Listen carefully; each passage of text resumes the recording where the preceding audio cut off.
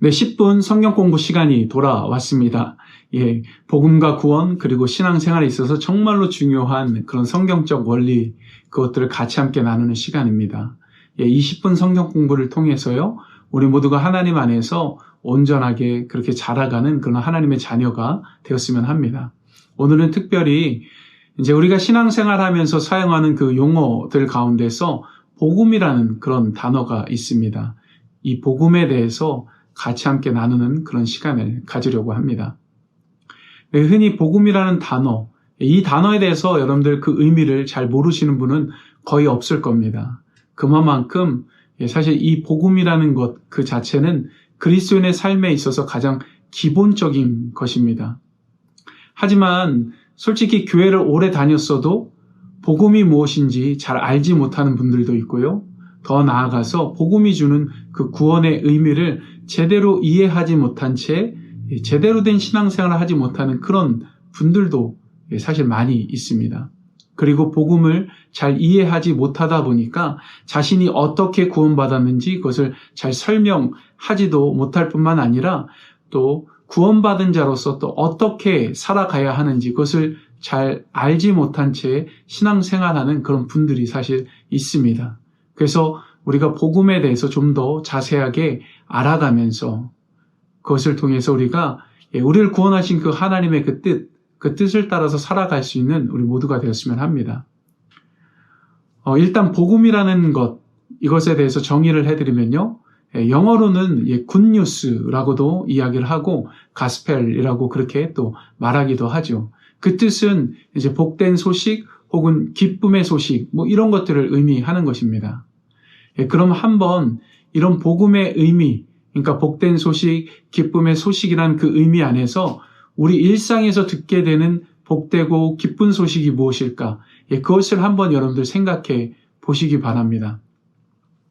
한 예로 대략 2달 전인 것 같아요. 제가 사실 위내시경과 대장내시경 검사를 받은 적이 있습니다. 그때 당시를 생각해 보면은 그냥 의사가 이제 받아야 될 그런 나이가 됐기 때문에 받아야 된다라고 해서 이제 받긴 했지만은 그 검사를 받기 전에 상당히 크게 걱정을 많이 했습니다. 왜냐하면 혹시 검사를 받다가 안 좋은 결과가 나오면 어떻게 하지라는 그 생각에 잠겨 있었기 때문인 거죠. 그런데 검사 후에 의사가 아무 이상 없다는 그 말을 듣는 순간에 그 전에 가지고 있었던 모든 걱정과 근심이 다 사라져버리는 그런 일들이 있었던 것이죠. 그때로 치면은 바로 의사가 말해준 것이 바로 저에게 있었던 기쁨의 소식이었던 겁니다. 내 이처럼 기쁜 소식은 절망과 근심, 뭐 그런 것 가운데 있었던 사람에게 희망과 기쁨을 주는 그런 소식을 의미하는 겁니다. 바로 성경에서 말하는 복음도 이와 같은 것이죠. 자, 그렇다면은 성경에서 말하는 복음은 어떻게 우리에게 희망과 기쁨을, 그것을 줄까? 한번 그것을 또 생각해 봤으면 합니다. 네, 로마서 3장 23절 말씀에 보면은 우리가 잘 아는 것처럼 우리의 죄로 인해서 하나님의 영광에 이르지 못한다라고 말씀합니다. 그리고 로마서 6장 23절에는 그 죄로 인해서 죽어서도 망해야 하는 그런 처지 가운데 우리가 살아가고 있다라는 것을 보여주지요. 그런 절망과 어려운 우리의 삶 속에서 기쁨 소식이 되는 것이 복음인 겁니다.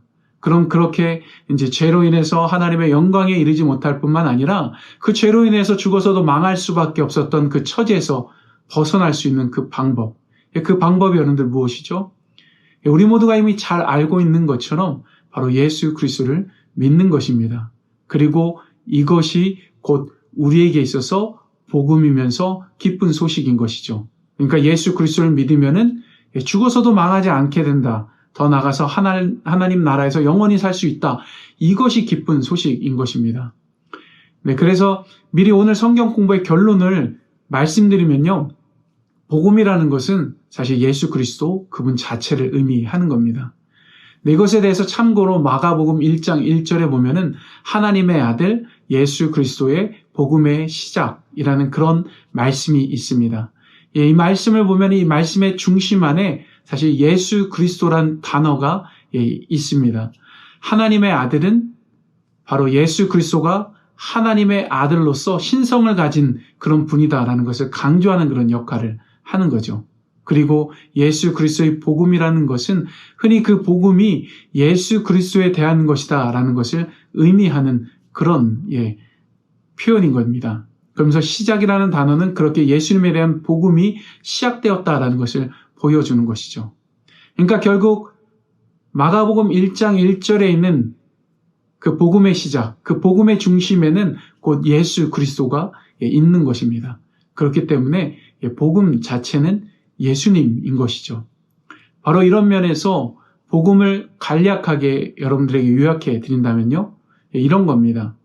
그러니까 그것은 곧 예수 그리스도의 죽으심과 부활입니다. 그리고 한 가지 더 거기에 추가한다면은 그것은 앞으로 다시 오실, 재림하실 그 예수 그리스도를 또 포함하고 있는 것이죠. 근데 그 중에 예수 그리스도께서 십자가에서 죽으신 그 사건은 이 복음에 있어서 가장 중심에 해당하는 사건입니다. 왜냐하면 그 십자가의 사건을 통해서 우리의 죄와 더불어서 하나님과 깨어졌던 그 관계가 다 회복되었기 때문인 것이죠. 십자가에서 예수님께서 우리의 죄를 대속하지 않으셨다라고 한다면은 하나님과의 관계 회복과 더불어서 구원 자체는 사실 성립될 수 없는 것입니다. 하지만 그렇다고 해서 예수님의 부활 사건을 예수님의 십자가의 죽으심과 비교해서 하찮게 생각해서는 사실 안 됩니다. 왜냐하면 예수님의 부활 사건은 예수님의 그 죽으심을 통해서 우리의 죄가 용서받고 또 하나님과 깨어진 그 관계가 회복되어짐과 함께 새 생명을 얻은 자로서 이제 하나님 나라에 갈 수 있다라는 것을 확인시켜주는 그런 사건이기 때문입니다. 네, 한마디로 예수님의 부활 사건은 십자가의 대속을 통해서 우리가 얻게 된 그 구원을 확인시켜주는 사건인 거죠. 바로 이런 면에서 사실 복음에 있어서 예수 그리스도의 그 십자가의 죽으심 그리고 부활은 서로 뗄 수 없는 그런 관계인 겁니다.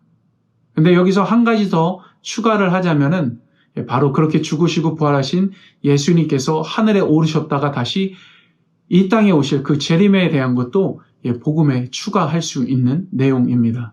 왜냐하면 예수님께서 이 땅에 오셔야 새 하늘과 새 땅이 임하고 동시에 예수님을 믿고 구원받은 우리 모두가 예수님을 통해서 얻게 된 그 영원한 생명을 누리는 혜택을 그렇게 누릴 수 있기 때문인 것이죠. 그래서 보통 사도들은 복음을 전할 때 예수 그리스도의 죽으심과 부활을 정말로 핵심적으로 전했지만은 그뿐만 아니라 바로 예수님의 다시 오심에 대한 그 소망의 메시지도 같이 함께 전했습니다. 네, 다시 말씀드리지만 복음은 바로 이런 예수님의 죽음과 부활 그리고 추가로 해서 예수님의 다시 오심에 대한 그런 복된 소식입니다. 그리고 이 복음이 믿는 우리에게 주는 가장 큰 의미는 예수 그리스도를 통해서 우리가 받게 된 그 구원의 은혜와 더불어서 하나님의 그 나라에 대한 그 소망인 것이죠.